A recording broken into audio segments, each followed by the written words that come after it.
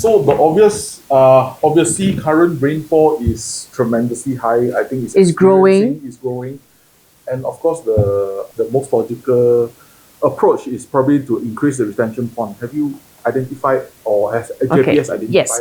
So I informed DBKL that we should be a sponge city, and that's why we do two things. One, the JWP has a task force quickly gather all the green space. The reason is because I do not want green space to miraculously disappear every time you have a new FT minister come in.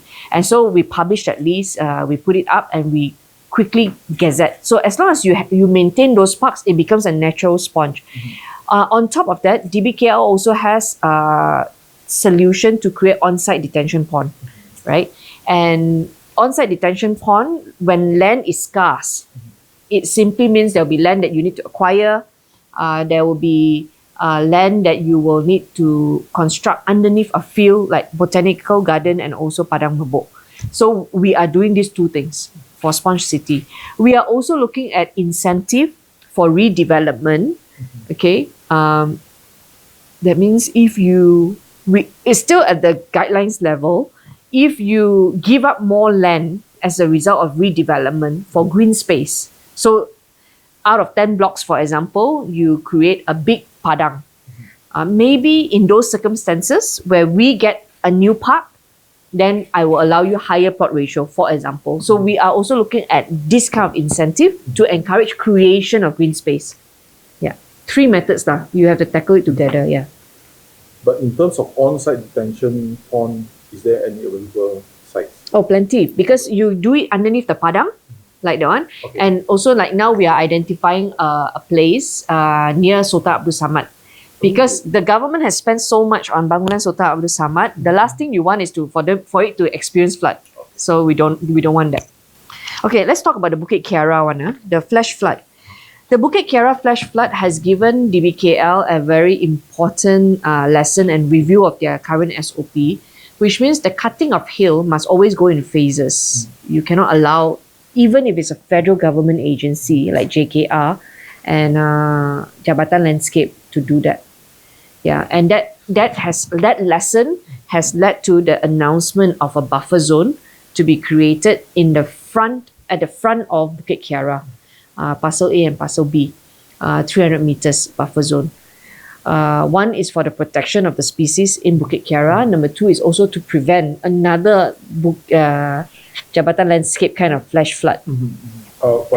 Online sentiments would always go to, whenever floods happen, online sentiment would be like, oh, this floods happening again, what is the government doing? Yeah. Probably from the government side, can you probably explain about how addressing flood is not a one-day thing? It goes on a long-term process. Yeah. So for DBKL's budget, I want it to be no longer based on just because every year we're doing the same thing. Okay, let's say like you set aside 85 million a year, for example. Every year we just set that aside. But you know that every year the rainfall is different, and the trend is now starting to show that every year there's increment, the pattern of the rainfall. And as such, your budget to do this must also follow the pattern and spend more. And for me is, I want to make KL resilient to climate changes. We must not be taken by surprise by the rainfall. That means start building infrastructure that is bigger capacity. The last time they reviewed all this capacity was 2016.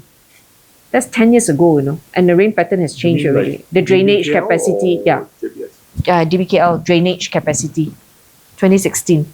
Yeah. Isn't that a yearly thing, or is that a yearly thing? No, when you build something, you are building it based on a trajectory, right, of the rainfall. Yeah. But every year there's increment, right? So through all this, I mean, of course, investigation has to be done in terms of the entire incident. Did you guys find any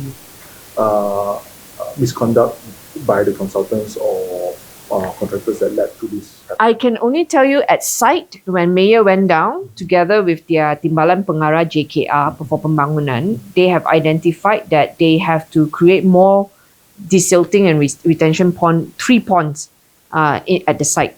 This is the Bukit Kiara, the Jabatan Landscape Project, Okay. right? Okay. And then on top of that, they look into the capacity. How is this enough for the rainfall? If it's half an hour is already spilling over, how can it even take 2 hours of rain? And then we have to mobilize. Bomba has to be there to wash the streets. Just if the consultant, I feel, had been more hands-on, this wouldn't have been a problem. Yeah. And obviously, this is something that, my office is in the chat group with the residents. And for 6 months before this, everybody was telling the consultant and the contractor the same thing, that this is bound to happen. But there was no response from them, like just slow. Yeah. So in terms of this one, right, obviously it's not only happening in Bukit Kiara, obviously other Everywhere development else. sites as well. So are the This is where the engineering supervisors are very important, because when you have so many projects ongoing, people will then say, okay, where is the monitoring, and do we have enough engineers to be at site? So really, I think if you are looking at monitoring projects like that, either the HQ has a very strong engineering team, or you have down to every parliament, pejabat cawangan there should be the engineers responsible to help with this. Yeah. So do you think all the penalties or whatever liquidated damages are enough to penalize all these contractors? We now have an additional burden of what's happening in Iran and how that is affecting the existing contract for projects that have been tendered out, and how we have to be so careful to make sure that it's not an abandoned project. Because the moment it's abandoned and then government have to do VO and all that, that's even more troublesome.